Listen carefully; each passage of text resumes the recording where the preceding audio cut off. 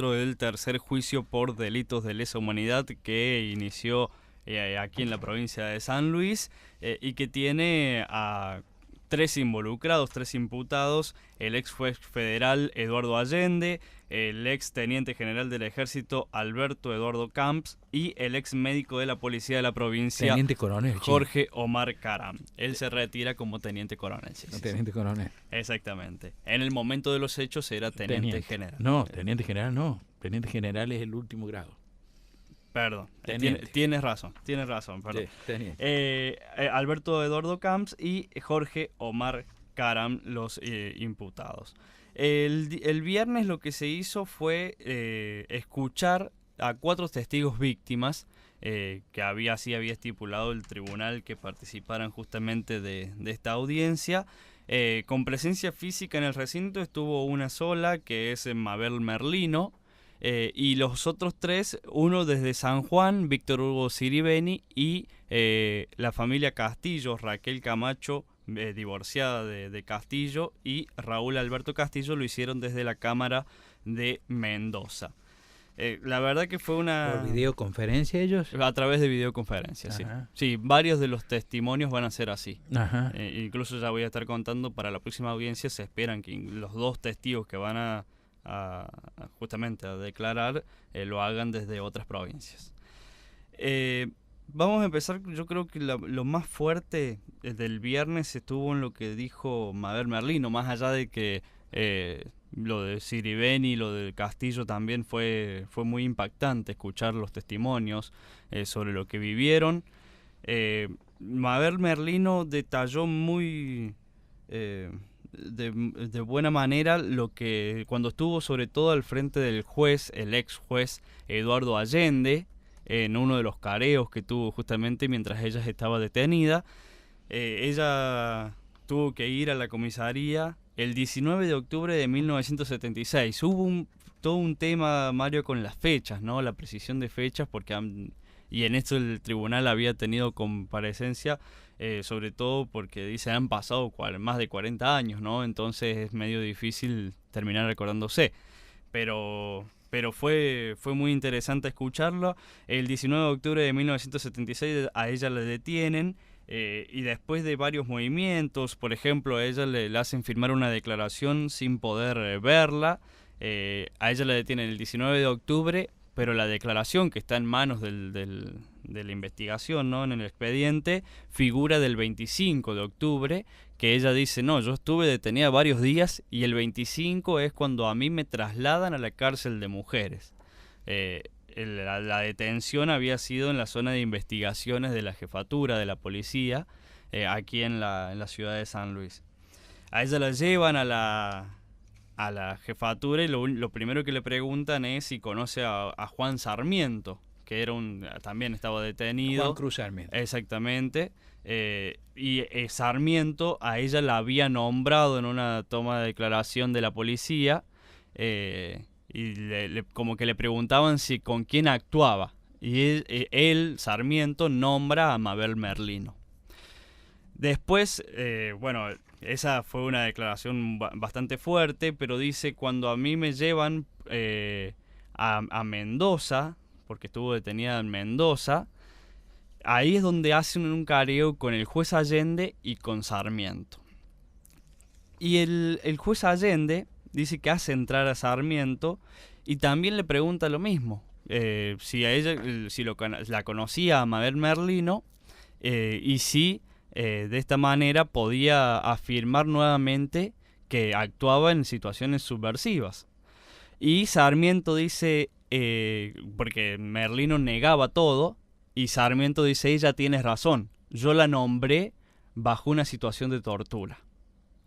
Por eso dije su nombre. A todo esto, en ese careo, yo creo que fue lo más destacado de esta declaración con relación a lo que se está investigando en este juicio, que es la participación del ex juez federal, sobre todo Eduardo Allende. Dice, Allende me dijo, las autoridades militares me dieron este expediente sobre usted, en la que también está involucrado, por ejemplo, entre otras personas, Ana María Garraza. Dice, me dieron este expediente, pero yo no tengo nada para culparla. Eso se lo dice en diciembre del 77, casi un año después de la detención, más de un año después de la detención, que había pasado de la jefatura de policía de San Luis a la cárcel de mujeres y de la cárcel de mujeres a Mendoza, a una cárcel de máxima seguridad, en donde la llevaron diciéndole que era por seguridad al ser una peligrosa subversiva.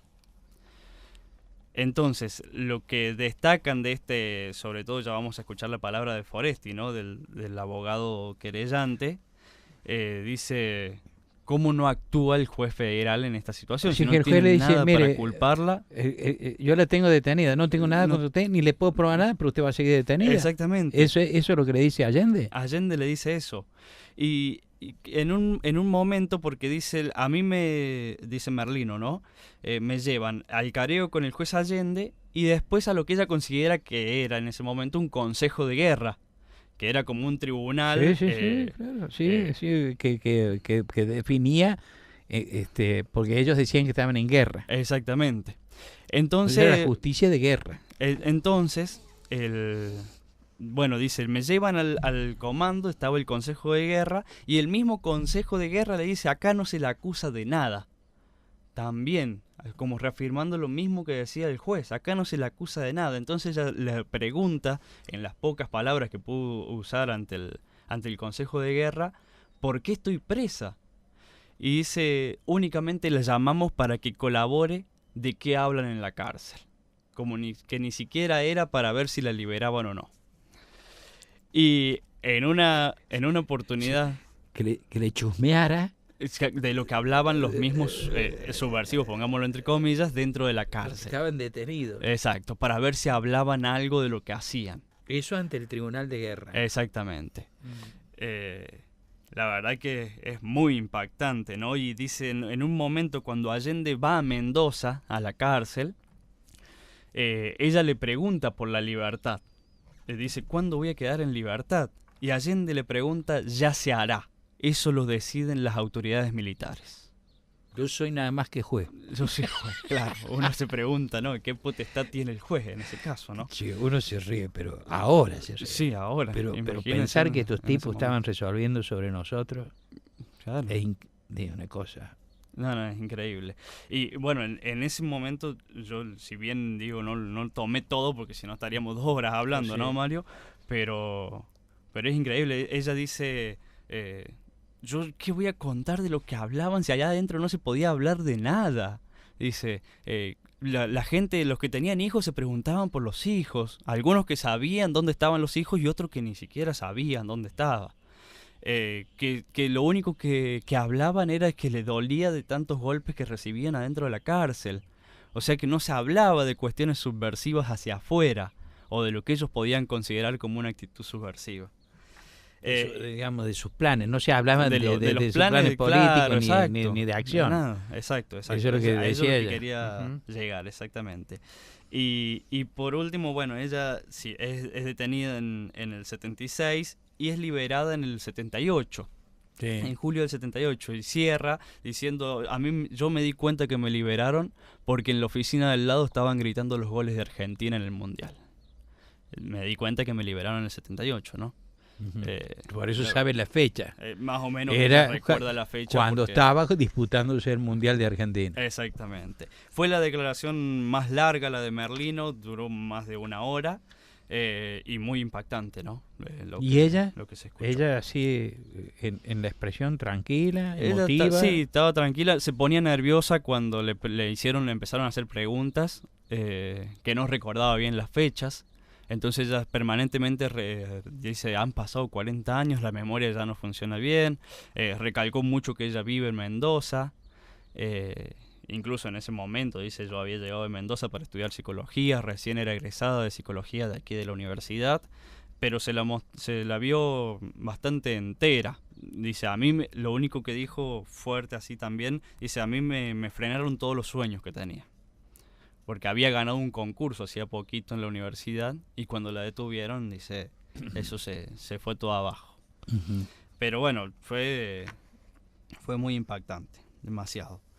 Después hubo declaraciones con la misma fuerza también, mucho más cortas, no se vivieron de esa manera porque aparte también estaban por videoconferencia, entonces fue de otra manera. Fue la de Víctor Hugo Siribeni, él fue detenido a fines del 75, un 5 de diciembre. Aquí lo que se tiene en cuenta con Siribeni y con la familia Castillo son los apremios ilegales, ¿no? Más allá de la tortura y todo lo que hayan vivido. Lo dice, nos despertaron y nos pidieron que bajemos con los DNI. Él vivía en una pensión de la calle Maipú y pasaje Teniente Ibáñez. Y dice, la policía nos apuntó, nos hicieron tirar al piso y nos llevaron en un auto con 2 compañeros más. Entramos, dice, a un lugar que era investigaciones de la policía. Todos determinaron que sabían que era investigaciones de la policía, pero ninguno pudo ubicar bien dónde estaba la jefatura, Mario. No tenían noción del espacio en ese momento, de cuáles eran las calles, la intersección. El fiscal Rachid era el que preguntaba más que nada, queriendo que ubicaran la jefatura y la cercanía que tenía con el juzgado federal. La única que más o menos lo ubicó fue Merlino, que dijo, yo me acuerdo que salía de la jefatura y estaba cerca de la plaza, entonces me quedaba en la plaza a llorar. Fue la única que más o menos pudo ubicar la cercanía con la plaza, ¿no? Recordemos que la jefatura estaba en calle San Martín, cerca de Belgrano, donde hoy está el Musal. Sí. Exactamente. Bueno, el Siribeni dijo que lo detuvieron, entraron a la comisaría a las 7 de la mañana, los liberaron cerca de las 17, 18, con mucha presión del rectorado de la universidad. Y dijo que junto con el primo Ubaldo Cerizola, quien era el subjefe de la Policía Federal, presentó la denuncia en el Tribunal Oral Federal y llamaron al juez federal Eduardo Allende para que actuara, y allí quedó la declaración por el momento. Raúl Alberto Castillo también muy, muy fuerte, porque dijo, a mí me detienen en diciembre del 75, dice, estuve desde el primer día en la Policía Federal hasta que se me bloqueó un pulmón y tuvieron que internarme durante 3 o 4 días con custodia policial ordenada por el juez federal, Eduardo Allende. Y solo hubo una entrevista con Allende para describir qué fue lo que pasó con él y un secretario. Lo impactante de Castillo, de Raúl Alberto Castillo, dice es que había fotos de él en el suelo, ensangrentado, sacado por la misma policía, a la que no han podido acceder porque se han perdido. Se han perdido esas fotografías de él ensangrentado y doliente en el suelo de la comisaría, ¿no? Y él estuvo preso desde diciembre del 75 hasta el 11 de diciembre del 83, un día después que asume Raúl Alfonsín en la presidencia. Una vez que finaliza... Venía desde el gobierno de Isabelita Perón. Claro, desde diciembre del 75, cuando todavía estábamos en democracia, hasta que vuelve la democracia. O sea, todo el periodo de la dictadura él estuvo detenido. Y en ese periodo, la misma noche en donde lo detienen a Raúl Alberto Castillo, también detienen a Raquel Camacho, que estuvo casada desde el 74 con Castillo, tuvieron un hijo, pero no convivían. Ella vivía en Mendoza.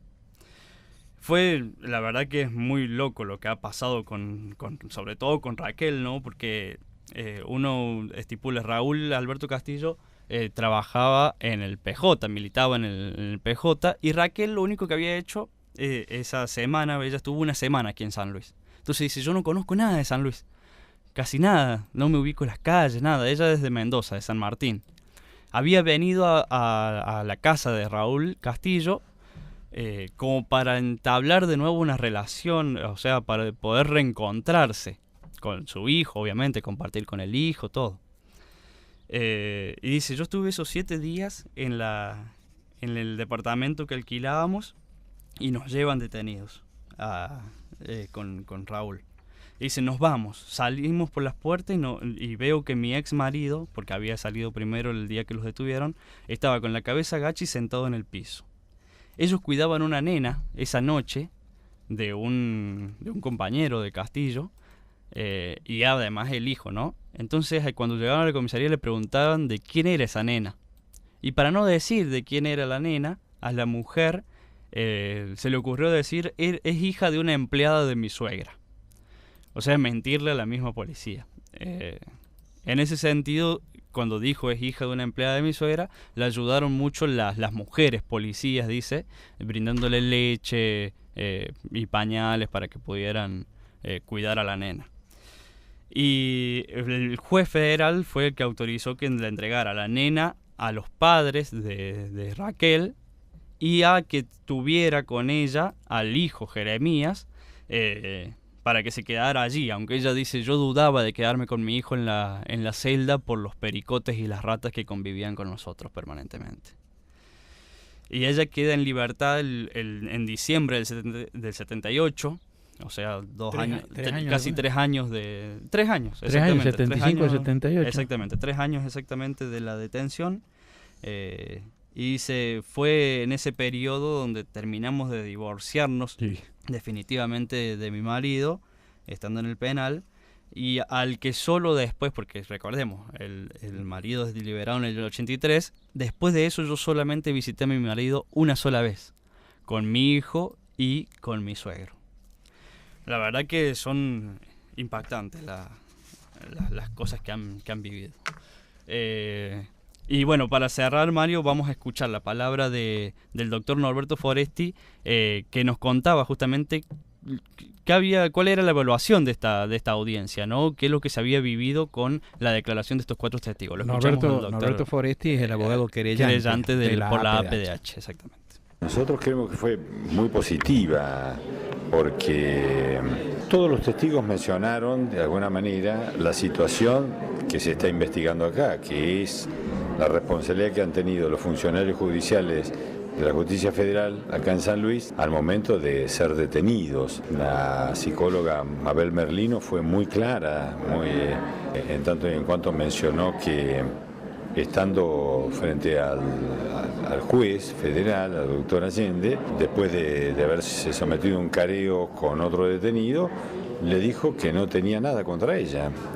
Pero mientras tanto, después de eso, pasaron 3 años más en la cual siguió detenida, y lo mismo sucedió en el Consejo de Guerra, que también le dijeron que no tenían nada contra ella. O sea, que fue una persona detenida y la Justicia Federal no hizo nada para investigar en qué condición había sido detenido. Lo más grave fue el tema de los apremios ilegales con los otros testigos, ¿verdad? Tanto con Siribeni, que era un estudiante que no estaba vinculado a la actividad política, sino que fue privado de su libertad y que tampoco se hizo absolutamente nada por investigar por qué le habían aplicado tormentos. Con Castillo sucedió lo mismo y fue muy claro Castillo al mencionar de que había sido sacado fotos en la cual estaba ensangrentado como consecuencia de las graves torturas que mencionó acá en la audiencia.